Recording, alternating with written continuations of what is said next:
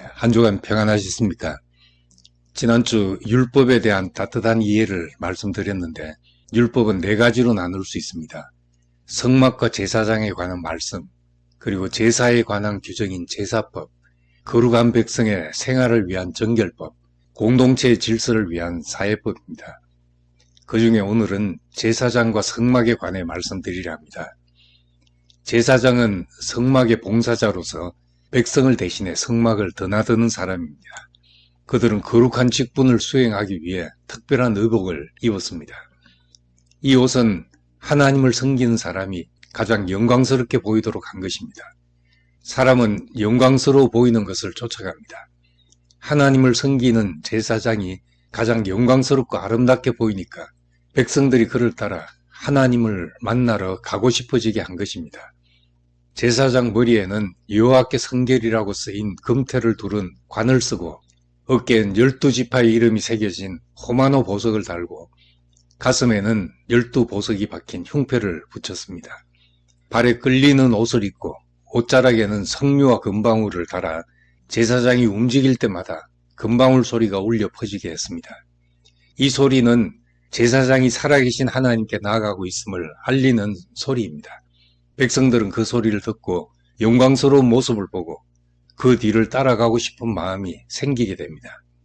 이제 이 영광스러운 제사장을 따라 하나님을 만나는 여정으로 함께 들어가 보겠습니다. 제사장을 따라 성막문에 들어서면 가장 먼저 넓은 뜰에 이르게 됩니다. 이곳에는 번제단과 물두멍이 있습니다.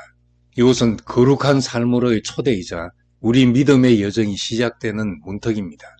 먼저 번제단을 만납니다. 이곳에서는 매일같이 짐승의 피 흘림이 있었습니다. 번제단에 드려져 불살라지는 제물은 나를 대신한 것이고 내가 누구인지를 보여줍니다. 죽어야 할 존재가 바로 나였구나. 저 제물이 바로 나 자신이었구나를 깨닫는 곳입니다. 하지만 번제단은 동시에 소망의 장소입니다. 해마다 반복해서 드려지는 제물은 장차 오실 한 분 예수 그리스도를 가리켰습니다. 예수님께서는 자신을 단번에 영원한 제물로 드리심으로 더 이상 짐승의 피 흘림이 필요 없게 하셨습니다. 따라서 번제단은 예수 그리스도의 십자가를 예표하며 그분의 죽음을 통해 하나님과 새로운 관계를 맺게 되었음을 선포합니다. 번제단을 지나면 물두멍을 만납니다. 물두멍은 놋으로 만들어졌는데 이 놋은 여인들이 바친 거울로 만들어졌습니다. 외모를 단장하는 데 사용했던 거울이 이제 제사장들이 하나님 앞에 나아가기 전 손과 발을 씻어 정결하게 하는 물두멍이 된 것입니다. 에베소서 5장 26절은 물로 씻어 말씀으로 깨끗하게 하사라고 말씀합니다.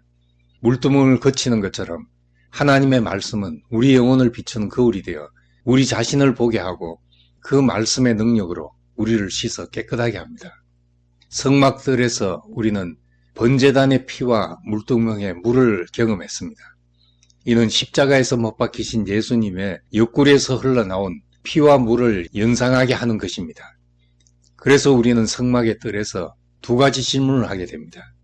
나는 누구인가? 그리고 그리스도는 누구인가 하는 것입니다.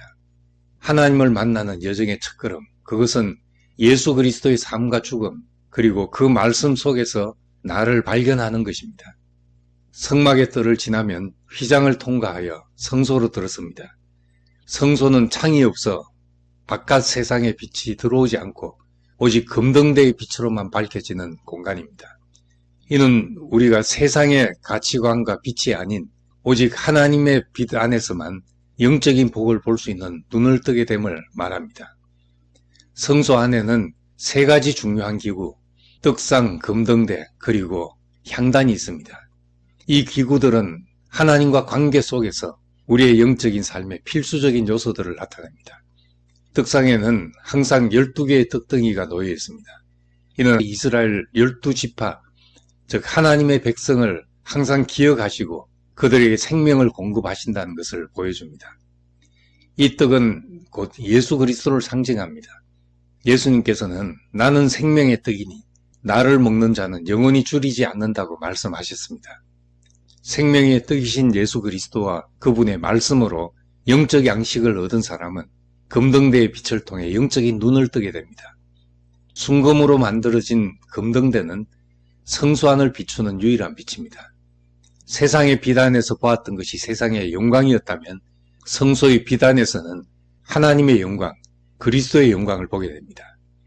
여기서부터 우리에게 새로운 인생관과 세계관이 열려 세상에서 보지 못하던 다른 눈으로 살아가게 됩니다. 금등대의 빛 가운데서 진리를 보게 된 사람은 향단으로 나아가게 됩니다. 향단은 지성소의 휘장 바로 앞에 위치하며 하나님과의 관계를 향하게 하는 통로입니다. 제사장은 이곳에서 매일 아침 저녁으로 향기로운 향을 피워 올리는데 이 향료는 하나님께 상달되는 이스라엘의 기도를 상징합니다. 말씀을 먹고 성령의 비추심으로 눈이 열리면 세상의 영광이 아닌 그리스도의 영광을 보게 되고 우리 안에 새로운 소원이 생겨납니다. 하나님을 향한 갈망, 거룩함을 향한 열망, 하나님이 쓰시는 영광스러운 사람에 대한 소망 등 이 소원을 가진 사람은 자연스럽게 기도하게 됩니다. 기도는 하나님과 관계를 유지하고 깊게 하는 통로이며 예수 그리스도의 중보에 힘입어 하나님께 이르는 영적인 향기입니다. 떡상과 금등대, 향단, 이 세 가지 요소는 그리스도인의 영적 성장에 필수적이며 하나님과 관계를 열어가는 핵심적인 경험들입니다. 이것이 바로 교회 생활을 통해 우리가 경험하는 하나님 체험의 여정입니다. 성막의 마지막 여정은 가장 거룩하고 핵심적인 장소, 지성소입니다. 이 지성소는 두꺼운 휘장으로 구분되어 있었고 하나님 임재의 상징입니다. 바깥 뜰에서는 태양빛이 있었고 성소에서는 금등대의 불빛이 있었는데 지성소 안은 캄캄한 곳입니다. 이곳에서는 하나님 자신만이 빛이 되는 곳입니다. 외부의 영향을 전혀 받지 않는 그런 곳이었습니다. 지성소 안에는 단 하나의 기구, 언약궤가 있습니다. 언약궤 안에는 하나님 말씀인 십계명 돌판, 하나님의 공급을 상징하는 만나가 든 항아리, 그리고 영적 권위를 상징하는 아론의 상난 지팡이가 들어있습니다. 언약궤의 덮개를 속죄소라고 하고 이곳에서 대제사장이 제물의 피를 뿌릴 때 하나님께서 그 백성을 용납하시고 은혜를 베푸셨습니다. 속죄소는 하나님의 공의와 사랑, 심판과 은혜가 만나는 자리였습니다. 그런데 놀라운 일이 일어났습니다. 예수님께서 십자가에서 숨을 거두셨을 때 성전의 휘장 위로부터 아래로 찢어졌습니다. 이 휘장은 성소와 지성소를 가로막아 인간이 하나님께 직접 나아갈 수 없게 했던 죄의 장벽을 상징했고 에덴을 지키는 불칼과 천사들을 상징했습니다.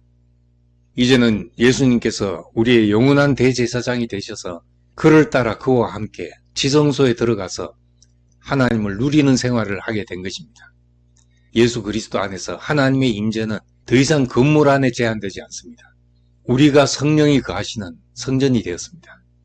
또한 구약시대에는 특정한 계층인 제사장만이 하나님께 나아가는 길을 인도했지만 예수 그리스도 안에서 우리는 이제 모두 왕같은 제사장이 되었습니다.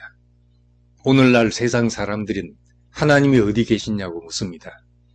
우리의 모습이 구약시대의 영광스러운 제사장의 모습처럼 나도 저 사람을 따라 하나님을 만나고 싶다는 마음이 생기게 한다면 얼마나 복된 인생이겠습니까? 성막의 여정을 통해 하나님을 만나는 길을 보았습니다. 우리의 삶이 살아있는 성막이 되고 우리의 모습이 영광스러운 제사장같이 되어 우리를 통해 많은 사람들이 하나님을 만나고 체험하는 복을 누리게 되기를 원합니다. 감사합니다.